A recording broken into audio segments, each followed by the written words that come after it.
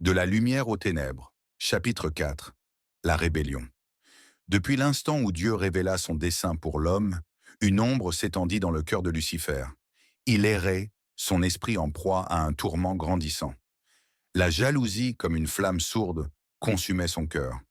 Il ne pouvait accepter l'idée qu'une créature de chair et de sang, aussi divine soit-elle, puisse être élevée au-dessus de lui, le porteur de lumière, le plus grand des anges. Alors qu'il se tenait dans une dimension céleste, un espace où la lumière de Dieu se mêlait à l'infini, Lucifer sentit une décision se cristalliser en lui. Il ne pouvait pas rester passif. Il ne pouvait pas accepter cette injustice. Il devait agir. Pourquoi devrais-je me soumettre à une créature inférieure? Murmura-t-il à lui-même, sa voix emplie d'amertume. J'ai surmonté l'épreuve du feu purificateur. J'ai dirigé les anges avec dévotion. J'ai été fidèle à Dieu. Et maintenant, il veut me remplacer par cette chose. Lucifer savait qu'il ne pouvait pas défier Dieu seul. Il avait besoin d'alliés, d'anges qui partageraient sa vision et se joindraient à lui dans sa rébellion.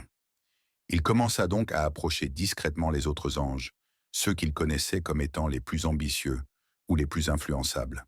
Frères, disait-il, sa voix douce mais persuasive, ne voyez-vous pas ce qui se passe?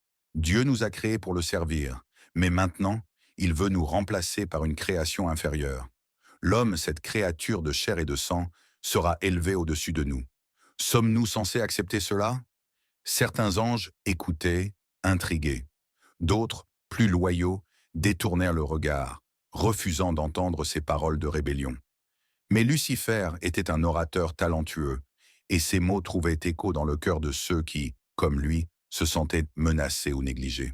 Nous sommes les anges, continuait-il, les êtres les plus puissants et les plus glorieux de la création. Pourquoi devrions-nous nous soumettre à une espèce inférieure? Pourquoi ne pas prendre notre destin en main et réclamer ce qui nous revient de droit?